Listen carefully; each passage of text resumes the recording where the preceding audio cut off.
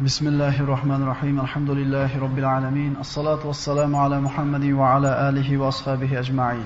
Amma ba'd. Assalomu alaykum va rahmatullohi va barakatuh. Ruhning yana bir ismi nafs deyiladi. Ba'zi ulamolar ruh bilan nafsni alohida ikkita narsa deydi. Lekin kibor ulamolarimiz Ibn Taymiya va boshqa muhaqqiq olimlarning so'zlariga ko'ra, ruh ham, nafs ham bitta narsa deyshadi. Ruh, nafs bitta narsa. Mana shu ruhni yoki nafsni 3 darajasi bor. Mana shu ruh 3 xil bo'ladi. Xuddi odamlarning tabiatlari har xil, biri injiq, biri bag'ri keng, biri og'ir bosiq, biri tez bo'lgandek, mana shu insonlarning ruhlarini 3 xil ko'rinishi bo'ladi. Nafsun ammora, nafsul lavoma, nafsul mutmainna. Nafsun ammora egasini yomonlikka buyurib turuvchi nafs. Nafsul lavoma o'zini egasini malomat qilib turuvchi nafs. Nafsul mutmainna xotirjam nafs. Mana shu yerda o'tirganlar va umuman insoniyatning hammasi mana shu 3 ta nafsni bittasiga kiradi. Mana shu uchala nafs haqida Alloh subhanahu va taolo nima degan? Astagfirullah va innan nafsa la ammaratun bis-su illa ma rahima robbi. Yusuf alayhisalom surasida keladi. Chunki nafs agar Parvardigorimning o'zi rahim qilmasa, albatta barcha yomonliklarga buyurguchidir. Bundan kelib chiqadiki, nafs agar Alloh subhanahu va taolo tomonidan hidoyat qilinib, tarbiya qilinmaydigan bo'lsa, insonni doimiy suratda yomonliklarga buyurib turadi. Ya'ni insonni nafsi nima bilan tarbiya topadi? Alloh taoloning zikri bilan, ibodat bilan, tilovat Qur'on bilan, din bilan, oxiratga bo'lgan g'am bilan, iymon bilan. Agar bir insonda mana shu sifatlar topilmasa, bu kishining nafsi nafsun ammora, doim yomonlikka buyurib turadigan nafs deyiladi. Ya'ni masjidga kelib bir masala eshitgan odam bir yomon fe'lini masjiddagi aytilgan darsdan tushunsa, bu shuni yig'ishtirishim kerak ekan. Yoki qilayotgan tijoratida ozgina bir xiyonatmidi yoki tiliga ehtiyot bo'lmayotgan bo'lsa, buni eshitgandan keyin, "Yo'q, men buni yig'ishtirishim kerak ekan" deydi, nafsini tarbiya qilishga tushadi. Agar mana shu nafsni tarbiya qiladigan, ozuqa oladigan joyi bo'lmaydigan bo'lsa, bu nafs egasini doim yomonlikka buyuradi. Nima bo'lishidan qat'iy nazar o'ziga foyda bo'lsa bo'ldi, halol va haromni farqi yo'q va hokazo. Ikkinchi nafsning martabasi bu nafsul lavoma. Vala uqsimu bin nafsil lavoma. Alloh taolo Qur'onda bir qancha narsalarga qasam ichgan. Vash-shamsi va duhaha, va-duha. Alloh taolo yengil yoki hasakan bo'lgan narsaga qasam ichgan emas. Alloh taolo qasam ichib aytadi: "Va men malomatgo'y nafsga qasam ichurmanki, hech shak shubhasiz qayta tirilib, hisob-kitob qilinursiz." Endi bu malomat qiluvchi nafs qanday? Bu malomat qiluvchi nafs o'zini egasini gunoh ma'siyat qilib qo'ygan paytda malomat qiladi. Bu Aqidatut Tahoviya sharhida keltiriladiki, agar kishining nafsi savob va gunoh o'rtasida tursa, bu nafs nafsul lavoma deyiladi. Ya'ni bir gunoh qilib qo'yadi-da, keyin o'ziga qaytib, o'ziga kelgandan keyin o'zini malomat qiladi. Bekor qilding shu ishni deydi. Jahl ustida so'kib qo'yadi birodni, ota-onasiga fe'li kelib qolganda gap qaytaradi. Xullas nomaqbul, Alloh taolaga ma'qul bo'lmagan ishni qilib qo'ygandan keyin, o'ziga kelgandan keyin haligi nafs egasini malomat qiladi. Albatta bu nafsun ammoradan allaqancha baland bo'lgan daraja. Uchinchi nafsning martabasi bu nafsun mutmainna, xotirjam nafs. Ya ayyatuhan nafsul mutmainna irji'i ila robbiki radiyatan mardiya fadkhuli fi ibadi wadkhuli jannati deydi Alloh taolo. U kunda hayoti dunyodan Alloh taoloning va'dasiga ishonib, iymon va ezgu amallar bilan o'tgan mu'minlarga xitob qilinib, deyilur: "Ey xotirjam, sokinjon, sen Alloh ato etgan ne'matlardan rozi bo'lgan va Alloh tomonidan sening amallaringdan rozi bo'lingan holda Parvardigoring huzuriga qayt. Bas, solih bandalarim qatoriga kirgin va mening jannatimga kirgin." Ya'ni bu xotirjam nafs qanaqa deyilsa, mana shu Aqidatut Tahoviyaning sharhida aytilyaptiki, agar kishi iymoni kuchli bo'lsa, iymonda quvvatli bo'lsa, gunohlarni osonlik bilan tark qilib bo'lgan bo'lsa, iymon bilan qalbi xotirjam bo'lsa, bu xotirjam nafs deyiladi. Odamlar ba'zi bir narsalarga yetishib, bu yeta olmay qolgan bo'lsa, g'am qilmayotgan bo'lsa, odamlar dunyo matosi qo'liga kirib xursand bo'lsa, bu aksincha ibodat bilan, oxiratda ishlarni qilganligi bilan xursand bo'layotgan bo'lsa, odamlar biri ikkinchisini ko'zini o'yib 5-10 so'm pulini olib maza qilayotganda, bu berib Alloh yo'lida maza qilayotgan bo'lsa, bu xotirjam nafs bo'ladi. Ya'ni ko'ring, tijoratda bir matohni olgan bo'lsangiz, olib ketayotib, Nandaroda yana shu matohni so'rasangiz, bir 20 so'm arzon aytsa. Boring 5 so'm arzon aytsin, va men deydi, uni 50 so'mga berardim, 60 so'mga olibsiz deydi. Desa, ichingiz kavlanib ketadi, qimmat olyapman deb. Lekin oxiratga 100 so'mni tashlab o'rayotganingizda zarracha qalbingizda bir g'illag'ashlik bo'lmaydi. Nimani belgisi bu? Siz qalbingizda xotirjamligi, ha bu 100 so'mda Alloh taolo menga 1000 so'm, 10 ming so'm qilib qaytarib beradi. Oxiratda undan ham Alloh orasi ko'paytirib beradi degan xotirjamlik borligi uchun siz xijolat bo'lmasdan berasiz. Inson mana shu 3 ta nafsning bittasida bo'ladi albatta. Nafsimiz mana shu uchala turdi bittasida bor. Nafsun ammora yomonlikka buyurib turadi egasini, nafsul lavoma gunoh qilib qo'ysa egasini tergab turadi va nafsun mutmainna xotirjam. Xotirjam nafs. Krizis bo'lsa ham xotirjam, nahnomo ko'tarib kelsa ham xotirjam, nahnomo tushib kelsa ham xotirjam. Chunki bu qalb Allohning zikri bilan lamaza qiladi. Yaxshilab bilib olaylik birodarlar. Kelishi xursand qilmagan narsa agar ketib qolsa xafa qilmaydi. Tushuntira oladimmi? Kelishi sizni xursand qilmagan narsa ketib qolsa xafa qilmaydi sizni. Ya'ni dunyo matosi qo'lingizga keluvdi, sizga baribirmi? Demak, ketganda ham baribir bo'ladi. Odamlar hurmat e'tibor qilib, chapgacha olib, to'g'riga o'tkazyaptimi? Hurmatingiz oshib ketdimi? Bu sizni xursand qilmasa, demak, bular hurmat qilmay qo'yganda yana baribir sizga. Xotirjam nafs faqat Allohning zikri bilan orom oladi. Ruh, nafs bitta narsa, ularning mana shunday sifatlari bor. Ruh jasaddan ajralishligi bilan barzah hayotiga o'tadi. Barzah hayotida qabrdagi hayot aytiladi. Qabr hayoti, barzah hayoti oxiratda ham diyor emas, dunyoda ham diyor emas. O'rtadagi bir ko'prik. Ruh, mana o'tgan darsimizda aytib o'tdik, osmonga ko'tariladi. Kitobi Sijjin yoki Illiyinga yozilgandan keyin qaytib jasadga olib kiriladi. So'ngra qabrga joylanadi. Mana shu hayot endi qabr ne'mati yoki azobi deb nomlanadi. Har bitta bandani ruhiga o'ziga xos muomala bo'ladi. Hamma ruhiga bir xil muomala bo'lmaydi.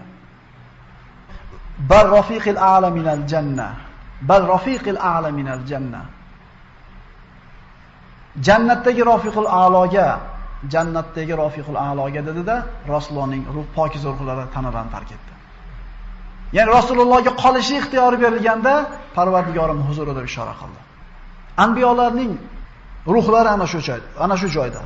Osmondagi eng oliy, mukarram bo'lgan, Alloh taolo o'zi aziz qilgan bandalari, anbiyolar va muqarrab farishtalar turadigan joyda. Nabiy sallallohu alayhi vasallam mana Me'roj kechasida 7 qavat osmondan o'tib borar ekan, payg'ambarlar bilan uchrashganligini mana siyratdan o'qib gaplashganmiz. Mana shunday qabrida xos muomala ko'radigan odamlarning yana bir toifasi shahidlar. Shahidlar kimlar? Shahidlar Allohning kalimasi oliy bo'lishligidagi jangda jonlarini Alloh yo'lida fido qilganlar. Alloh taolo ularni o'lik demaydi. Alloh taolo ularni tirik deb aytadi. Astagfirullah va la tahsabannallazina qutilu fi sabilillahi amwata bal ahya'un 'inda rabbihim yurzaqun farihina bima ataahumullohu min fadlihi va yastabshiruna billazina lam yalhaqu bihim min khalfihim alla khawfun alayhim va lahum yahzanun. Bu oddiy odam bolasiga beriladigan eng oliy maqom, eng oliy sharaf. Anbiyo va rasul bo'lmagan oddiy odamlarga beriladigan eng oliy martaba. Alloh taolo mahluqotlarni yaratdi. Ulardan tirigini yaratdi, o'ligini yaratdi. U tiriklarning ichidan hayvonlari bor, odamlari bor, ajratdi. U odamlarning ichidan Alloh taolo sog'ini, kasalini yaratdi. Bu sog' kasallar ichidan Alloh taolo iymonli, iymonsizlarni tanladi. Iymonlilarning ichida Alloh taolo ixloslilarni tanladi. Va mana shu ixlosli bandalarning ichidan shahidlarni tanlab oldi. Shahidlik eng oliy maqom oddiy odam uchun. Shahidga anbiyolarga qilingan muomala, nabiylarga, siddiqlarga qilingan muomala qilinadi. Anbiyolarning jasadlarini tuproq yemaydi. Payg'ambarimizdan sahih hadislar bor. Payg'ambarning jasadi yerga ko'milgan bo'lsa, u chirimaydi. Oddiy bir inson shahidlik maqomiga yetsa, ko'milsa, dafn qilinsa, jasadini tuproq yemaydi. Alloh taolo aytadi: Alloh yo'lidagi jangda o'ldirilgan zotlarni hargiz o'lik deb o'ylamang. Yo'q, ular tirikdirlar. U zotlar Alloh o'z fazl va karami bilan bergan ne'matlardan xushnud hollarida bahramand bo'lmoqdalar. Tirik ular deydi. Ular tirik, faqat bilmaysizlar uni sizlar deydi. Alloh tomonidan bergan marhamatdan ne'matlanib turishdi ular. Va hali ortlaridan yetib kelmagan birodarlariga hech qanday xavf va xatar yo'qligi va g'amgin bo'lmasligi haqida xushxabar bermoqdalar. Aytdik-ku, bechora o'lib qopti deymiz. Ehtimol u aytayotgandir bechorada bizni. U iymon bilan ketib qoldi. Agar shahid bo'lgan bo'lsa, orqadagilarga xushxabar beryapti. Xafa bo'lmanglar, g'am chekmanglar, sizlarga xavf va xatar yo'q, oxiratda g'amgin bo'lmaysizlar deydi. Alloh taolo shahidlikni o'zi xohlagan bandalariga beradi. Shubha qilib bo'lmaydi bu masalada. Shahidmi? U tirik. Quyida mana o'tgan asrda bo'lib o'tgan bir voqeani aytib beraman hozir. Mana shu darslar turkumida keltirilgan. Subhanalloh, yig'lamay iloji yo'q. Hammamiz bilamiz. Nabiy sallallohu alayhi vasallam Uhud g'azotida 50 ta tog' ustiga qo'yib qo'ygan kamonchilari Alloh taoloni payg'ambariga osiylik qilib, Alloh g'alabani naq berib turganda tushib ketib qolishdi o'lja tamasida va naq bo'lib turgan g'alaba mag'lubiyatga aylandi. Shunda Uhudda musulmonlar yengilishdi. Payg'ambarimizning sahobalardan 70 tasi shahid bo'ldi. Mushriklar Badrda mag'lub bo'lgan edi 1 yil burun. Ana shuning alamini olishligi uchun mushrika Quraysh ayollari ana shu jang maydoniga tushib, jang tugagandan keyin musulmonlarning quloq burunlarini kesib, qorinlarini yorib, ko'zlarini o'yishdi. Quloq burunlardan shadalarni o'tkazib, bo'ynilariga edishdi. Shunday musulmonlarning jussalarining ustidan bir haqoratlarni yurgizdi. Nabiy sollallohu alayhi vasallamning amakilari Asadulloh Hamza ibn Abdul Muttolibni Hind bint Utbaning talabiga ko'ra Vahshiy ibn Harb nayza bilan o'ldirdi. O'ldirishligini evaziga ozod qilishdi. Ozod qilindi Vahshiy. So'ngra jang tugagandan keyin Vahshiy Hindni yetalab kelib Hamzani o'ldirganligini ko'rsatdi. Shunda Hind aytdiki, qornini yor dedi. Jigarini chiqarib berdi. Jigarini chiqardi, chaynab qolgan ustiga jigarini qorniga tashab qo'ydi. Asadulloh Allohning sheri deyiladi u kishi. Sayyidush shuhado deyiladi, shahidlarning eng oliysi deyiladi. Nabiy sollallohu alayhi vasallamni eng yaxshi ko'rgan amakilari edi. Shahid bo'ldi u kishi. Nabiy sollallohu alayhi vasallam musulmonlar bilan tog'dan chekin bo'lganlardan keyin qaytib tushdilarda, jang maydoniga kirganidan keyin musulmonlarning ustida qilingan bunday haqoratdan qattiq qayg'uga tushdi. Hali payg'ambarimiz amakisini ko'rmagan edi. Hamza ibn Abdul Muttolib Makka davrida iymon keltirganida Qurayshlarning ozgina shashti pasayib qolgan edi. Payg'ambarimiz ishongan, suyangan eng kuchli sahobalardan edi. Yurib keldilarda Nabiy sollallohu alayhi vasallam amakisi Hamzani holatini ko'rib turib, shunday bir qattiq yig'ladi.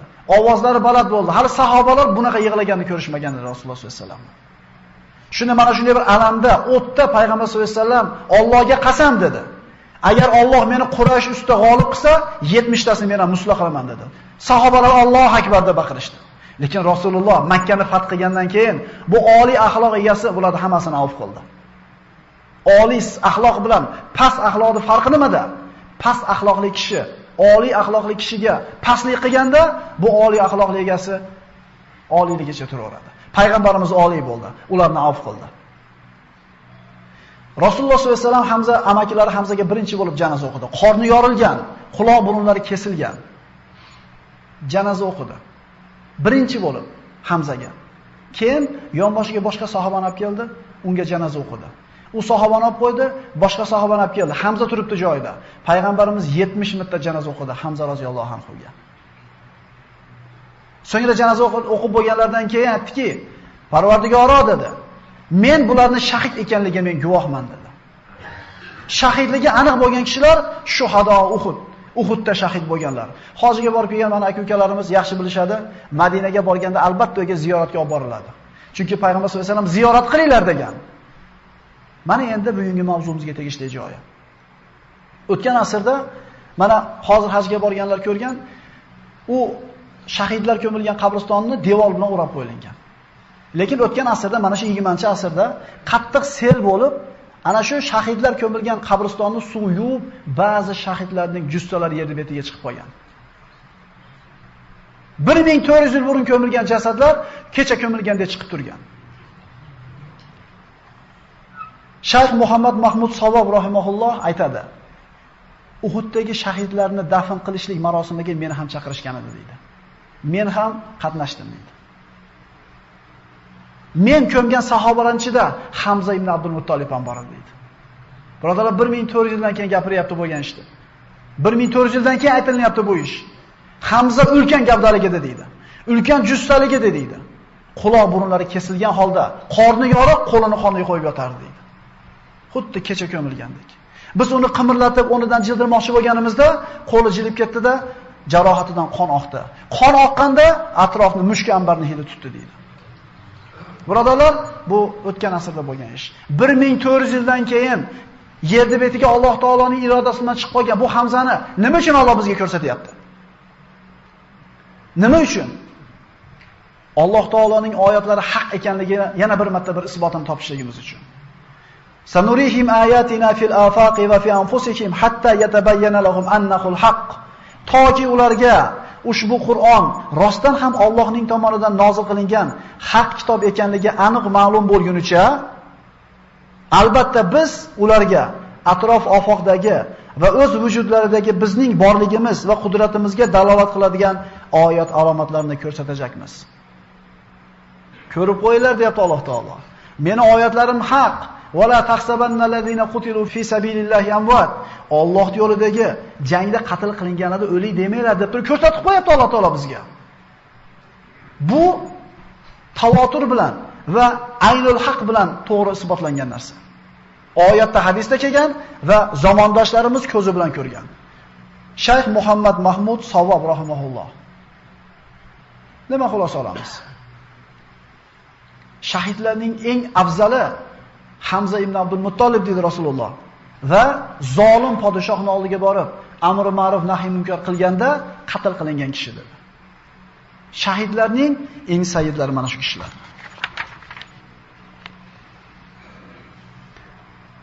Ularning ruhlari qanday holatda?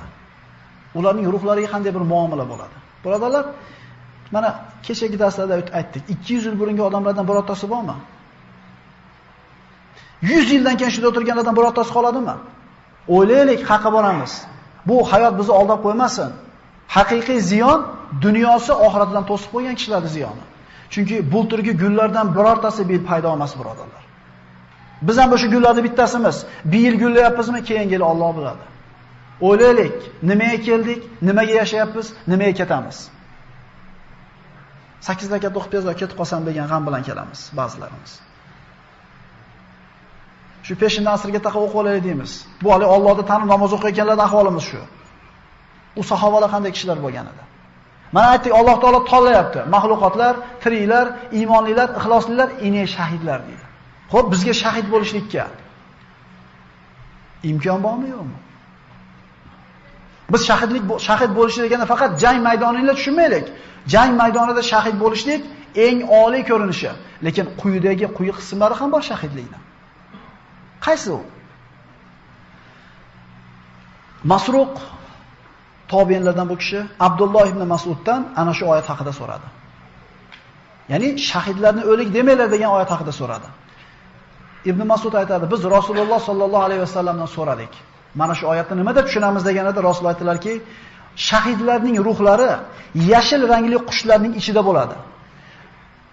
Ular Alloh taoloning arshiga osilgan qandillarda, chiroqlarda bo'ladi. Jannatda xohlagan joyda kezib yurib kelib, yana Allohning arshiga osilgan qandillarga kelib qo'nadi deydi. Ular jannatda uchib yuribdi hozir ruhlari. Ularga hisob kitob qilinmaydi, ular to'g'ri jannatga kiradi. Shahidga berilgan martabalardan u o'zining urug'idan bo'lgan 70 kishini shafaat qila oladi. U shahidning qonini birinchi tomchi yerga to'kilguncha Alloh taolo gunohini kechiradi. Birodarlar, Xurayinda qo'lga qiladi degan joylar bor. Nabiy sollallohu alayhi vasallam aytadilar, Alloh taolo shahid bandaga o'lim azobini tottirmaydi. Xuddi sizlarda bittanglar chim deganda qanday narsani sezsanglar, jonni taslim qilganda shunday bo'ladi deydi. Ana shu qatl bo'lgungacha Alloh taolo ruhini olib qo'yadi buni. Bunaqa bandasini qiynamaydi Alloh taolo. Alloh taoloning arshiga osilgan chiroqlar. Bu Alloh tomonidan berilgan buyuk fazl va marhamatdir. Rasululloh sollallohu alayhi vasallamdan shahidga beriladigan martabani eshitgan sahobalar, tobiinlar, solih kishilar doim shahidlikda da'vosida bo'lgan. Xo'p, shahidlikka bizda Imkon bormi? Birodarlar, cho'kib o'lgan odam ham shahid deyiladi, agar ibodatda pokiza yashagan bo'lsa. O'tda kuyib o'lgan odam shahid deyiladi. O'zini molini himoya qilib o'lgan odam shahid deyiladi. Man qutila duna malihi fa huwa shahidun. O'g'ri bilan urushib o'lgan odam shahid bo'ladi. Boshini o'rab yo'qolgan odam emas. Ya'ni yuzga ura tushgan bo'lsa, yugurib chiqib urishing u bilan. Nimaga endi o'zini molini himoya qilib bitta bir o'g'ri bilan urushib qo'ysalar shahid bo'laveradimi? Ha, shahid bo'ladi dedi ulamolar. Chunki mana shunday o'g'rilik degan zulmni hayotga kirib kelishdan to'sib qo'yapti bu. Bu bitta o'zini molini himoya qilmayapti, musulmonlarni himoya qilyapti. Vatan himoyasi uchun bo'lgan urushda o'lgan odam ham shahid deyiladi. Shahidlikka biz da'vo qila olamizmi, qila olmaymizmi? Quyidagi so'zga quloq solamiz. Kimiki sidq dildan shahidlikni so'rasa, agar u kishi o'zining yotar joyida vafot etsa ham, Alloh taolo uni shahidlar martabasiga yetkazadi. So'raylik birodarlar. So'raylik. Bomdodga chiqib ketyapsiz. Alloh yo'lida yuribsizmi? Bir birodaringizni ziyorat qilgan chiqib ketyapsiz. Alloh yo'lidami? Dars o'qigani ketyapsiz. Allohning yo'lidami? Birodarlar, agar Allohning roziligi uchun yashayotgan bo'lsangiz, tijorat qilgani ketyaptidingiz nima uchun? Shu bola chaqani Alloh bog' degan, Parvardigor seni buyrug'ini bajargani ketyapman degan odam ham Alloh uchun ketyaptimi? Nimaga shahidlikka da'vo qilmasin? Yo, men ham odamlardaqa yashay deb chiqib ketyapsizmi ko'chaga? Musulmon odam agar niyati to'g'ri bo'lsa, o'sha qoqqan har bitta miqi ibodat. Ha, tushirgan har bitta karobkasi ibodat. Agar hayotda Allohning roziligi birinchi o'rinda turgan bo'lsa. Alloh subhanahu va taolo shahidlar maqomiga erishishga hammamizga nasib qilgan bo'lsin. Aqulu qawli hada va astagfirullohu lakum. Assalomu alaykum va rahmatullohi va barakatuh.